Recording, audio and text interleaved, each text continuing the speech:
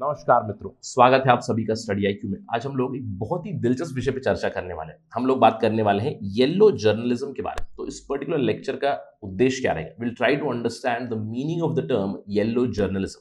ये डिस्कशन क्यों हो रही है? क्योंकि रिसेंटली सुप्रीम कोर्ट ने एक केस में डिक्लाइन किया to grant relief to a journalist, जहां पे सुप्रीम कोर्ट ने कमेंट किया कि it was a typical case of yellow journalism. So here we'll understand the meaning of term yellow journalism, the origin of term yellow journalism, all the things related to that. लेकिन उससे पहले हम लोग इस particular case के बारे में discussion करेंगे, वो क्यों हो रहा है। क्योंकि देखिए, जैसे हम लोग इस केस को समझेंगे, क्या हुआ था इसमें, उस डिस्कशन के दौरान ही आपको समझ में आएगा what is the meaning of term yellow journalism. उसके बाद हम लोग इसके बारे में और भी डिटेल्स लेंगे, लेकिन बहुत ही जरूरी चर्चा होगी इस डिस्कशन के अंत में। हम लोग बात करने वाले हैं एथिक्स इन जर्नलिज्म के बारे में। What are the tenets of ethics in journalism. तो अगर आप एक यूपीएससी सिविल सर्विसेज के छात्र हैं या फिर स्टेट पीएससी के छात्र हैं जहां पे एथिक्स, इंटीग्रिटी और एप्टीट्यूड के सवाल आते हैं, तो this is a discussion which is very very important for you. देखिए, पेपर 4 में बहुत बार सवाल भी आ जाते हैं, केस स्टडीज भी आ जाते हैं which are connected to journalism, fake news, paid news, ethics of journalist, इन सारी चीजों के ऊपर बहुत बार सवाल आ चुके हैं। एक typical case study, for instance imagine कीजिए कि आप एडिटर हैं, you are the editor of a newspaper और you are the editor of a news channel, और उस न्यूज चैनल के जो मैनेजमेंट या फिर न्यूज़पेपर की मैनेजमेंट है, उन्होंने आपसे कहा है कि अगले महीने में मुझे इतना रेवेन्यू चाहिए। आप कुछ भी कीजिएगा, you can resort to any mean, साम दाम दंड भेद कुछ भी इस्तेमाल कीजिएगा, मुझे इतना पैसा चाहिए अगले महीने में। तो एज एन एडिटर आप क्या करोगे कि आपको पता है कि अगर रेवेन्यू का टारगेट नहीं आएगा तो what are the options in front of you? Will you resort to something called as yellow journalism? Will you resort to sensationalism? Will you go for some sort of fake news? तो this is an issue of ethics. तो इस तरह की case studies बहुत बार आती है जहां पे आपको ऑप्शंस को एनालाइज करना है और आपका अप्रोप्रिएट स्टेप बताना है और उसको एक्सप्लेन भी करना है। तो हम लोग उसी के बारे में बात करेंगे अंत में, ethics in journalism. So you will get all this information in this particular video. So be tuned with me on Study IQ. मैं हूं आपका दोस्त राहुल साहब। अगर आप मुझे इस आईडी पे फॉलो कर सकते हैं। इसके अलावा अगर आप तैयारी कर रहे हैं कॉम्पिटिटिव एग्जाम्स की, देन डू विजिट studyiq.com या फिर डाउनलोड करें हमारे ऐप गूगल प्ले स्टोर से to know more about us. चलिए चर्चा शुरू करते हैं। जैसे कि मैंने आपको खबर बताई, हाल ही में सुप्रीम कोर्ट ने केस में DS Vishwanath Shetty versus TN Ratnaraj case में supreme court refuse to grant any relief to journalist Vishwanath Shetty. Vishwanath Shetty के ऊपर सुप्रीम कोर्ट ने रिमार्क भी किया कि जो लैंग्वेज उन्होंने इस्तेमाल की थी in the articles, it was not appropriate. In fact उन्होंने कहा this was a typical case of yellow journalism. साथ ही साथ सुप्रीम कोर्ट ने यह भी कहा कि जो हाई कोर्ट ने सजा सुनाई थी, पहले ट्रायल कोर्ट ने 1 साल की सजा दी थी, हाई कोर्ट ने उसको रिड्यूस करके 1 महीने की सजा दी। सुप्रीम कोर्ट ने उस पर कहा कि that punishment is too lenient. तो क्या हुआ था इस पर्टिकुलर केस में, चलिए समझते हैं। देखिए, 2008 में विश्वनाथ शेट्टी जो एडिटर या फिर प्रोप्राइटर है, ओनर है तुंगा वार्ते के। तुंगा वार्ते एक न्यूज़पेपर है। अब यहाँ पे आपने तुंगा का नाम जरूर सुना होगा, अगर आप एग्जाम्स की प्रिपरेशन कर रहे हैं तो तुंगा इज अ रिवर। आपने तुंगा रिवर के बारे में सुना होगा और भद्रा रिवर के बारे में सुना होगा। तुंगा और भद्रा दोनों मिलकर तुंगा भद्रा रिवर बनती है इन कर्नाटका। तो Tunga is a name of river, वार्ते मतलब न्यूज इन कन्नड़ा। तो तुंगा वार्ते के जो एडिटर है उन्हें 1 साल की सजा सुनाई थी ट्रायल कोर्ट ने, राइट, 2008 में। अब ये क्यों हुआ? क्योंकि देखिए, उन्होंने कुछ आर्टिकल्स पब्लिश किए थे जहां पे एडवोकेट टीएन रत्नराज को उन्होंने गुंडा, उन्होंने ये एलिज किया कि टीएन रत्नराज एससी एसटी के नाम पे जो लैंड एलोकेट किया था सरकार ने, उसके ऊपर फेक सेल डीड्स बनाकर, फेक डॉक्यूमेंट्स बनाकर उन सेल डीड्स को सेल कर रहे हैं, लैंड को बेसिकली ट्रांसफर कर रहे हैं, कुछ इस तरह का एलिगेशन लगाया था।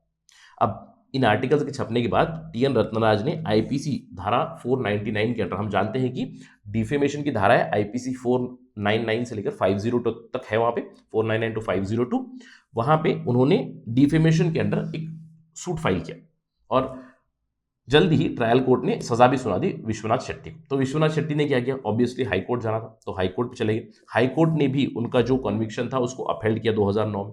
उसके बाद वो अपीलेट कोर्ट चले गए, higher bench of high court. 2015 में उन्होंने भी अपहेल्ड किया, that means he was held guilty.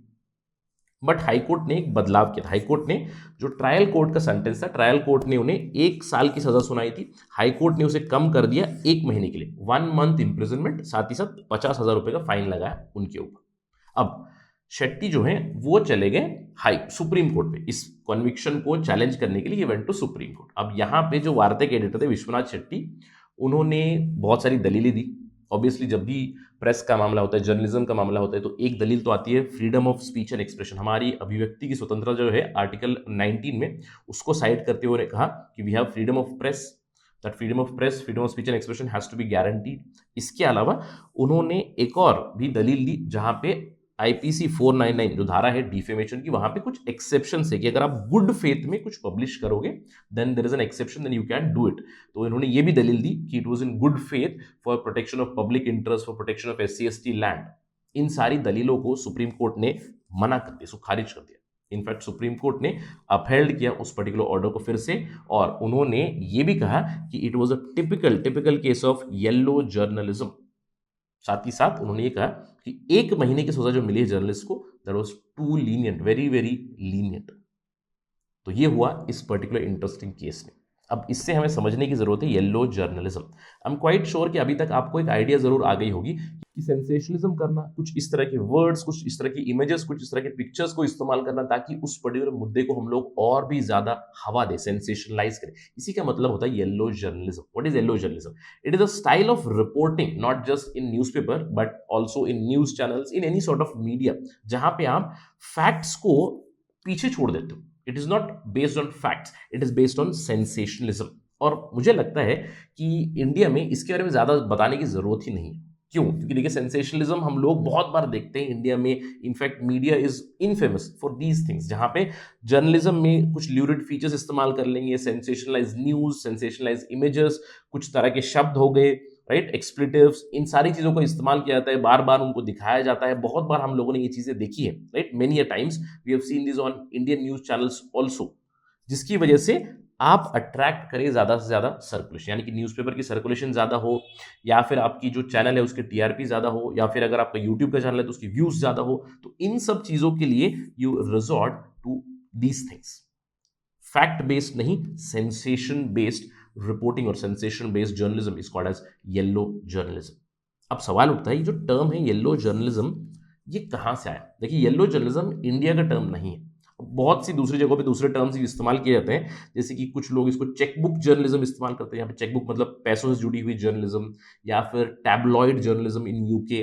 Yellow journalism originate हुआ अमेरिका से, क्योंकि 1890s में अमेरिका में देखिए काफी कंपटीशन था न्यूज़पेपर्स के बीच। तो एक तरफ पुलिट्जर थे, एक तरफ हर्ट्स थे, तो दोनों के बीच काफी कंपटीशन चलता रहता था। इनफैक्ट ये कहा जाता है कि यहाँ पे बिना किसी रिसर्च न्यूज़ के, बिना किसी फैक्ट के, बिना किसी लेजिटिमेट क्लेम्स के न्यूज़ को छाप दिया जाता था, जिसकी वजह से इनफैक्ट ये कहा जाता है कि 1898 में एक लड़ाई भी हुई स्पेन और अमेरिका के बीच, US के बीच। सो येलो जर्नलिज्म की वजह से it is also alleged that there was a war between Spain and US in 1898। तो कुछ इस तरह की इसकी ओरिजिन है, इस शब्द की ओरिजिन है from America. So yellow journalism means resorting to sensationalism rather than facts. That is the meaning of yellow journalism. अब हम लोग अपनी डिस्कशन इन करेंगे इस पर्टिकुलर टर्म के साथ, एथिक्स ऑफ जर्नलिज्म। क्यों? देखिए, जर्नलिज्म एक बहुत ही इंपॉर्टेंट प्रोफेशन है। जर्नलिज्म में हाईएस्ट एथिक्स और हाईएस्ट मॉरल्स को रिप्रेजेंट करना पड़ता है। अगर हम लोग प्रेस की बात करें, जर्नलिज्म की बात करें, इंडिया में इसकी बहुत इंपॉर्टेंस है। अगर हम लोग इंडिपेंडेंस की बात करें, इंडियन इंडिपेंडेंस मूवमेंट में यही प्रेस हमारी कितनी मदद कर चुका है, पॉलिटिकल एजुकेशन में मदद कर चुका है। अगर आप किसी भी लीडर की बात, महात्मा गांधी की बात कर लीजिए, इंडियन ओपिनियन, राइट, हरिजन, यंग इंडिया, बहुत सारे न्यूज़पेपर्स, जर्नल्स वो पब्लिश करते थे, राइट। और अगर आप तिलक की बात कर लीजिए, महाराता, केसरी, राइट, एनी बेसेंट का कॉमनवेल, बहुत सारे लीडर्स ने बहुत सारे न्यूज़पेपर्स को छापा, न्यूज़पेपर से उन्होंने फ्रीडम मूवमेंट को हवा दी। उसी की वजह से हम लोग कह सकते हैं कि बहुत हद तक political education I, Bharat unite हुआ और इवेंचुअली इंडिपेंडेंट भी बना। और इसी इंपॉर्टेंस की वजह से कहा भी जाता है journalism is a very noble profession. In fact it is called 4th pillar of democracy. तो जर्नलिज्म में एक बहुत बड़ी रिस्पॉन्सिबिलिटी होती है, सोशल रिस्पॉन्सिबिलिटी। क्यों? क्योंकि जर्नलिस्ट जो रिपोर्टर है, they are the watchdog for public. Public का नेतृत्व करते हैं, वो पब्लिक की तरफ से वो वॉचडॉग है। सरकार के ऊपर उन्होंने नजर रखी हुई है, इंस्टीट्यूशंस के ऊपर उन्होंने नजर रखी हुई है। In fact they are the voice of the weakest. और इसीलिए आपने जरूर सुना होगा कि प्रेस को ज्यादा रेगुलेट नहीं किया था। In fact press is mostly self regulation and this self regulation is a must. आपने बहुत बार सुना होगा with respect to journalist, with respect to press, there is press council of India, advertising standards council of India, cable networks act है, उसके अंदर भी self regulation बताया गया है। तो ethics in journalism is very very important. In fact कुछ tenets है एथिक्स इन जर्नलिज्म के।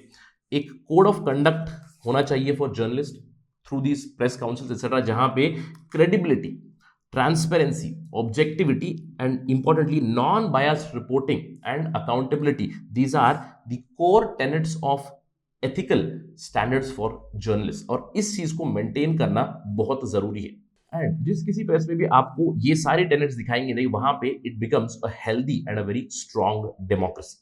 So do not this ethics of journalism. In fact बहुत बार आपने इन चीजों को वॉयलेट होते हुए भी देखा होगा, right? The TRP scandal in India, the paid news, fake news, scams during elections। तो ये जब भी इसके ऊपर एक करंट अफेयर्स खबर आएगी या न्यूज आएगी, उसको आप कनेक्ट कर दीजिएगा and talk about ethics of journalism, very important from the point of view of answer writing. That is it right now in this part of discussion. Thank you for watching this video. Jai Hind।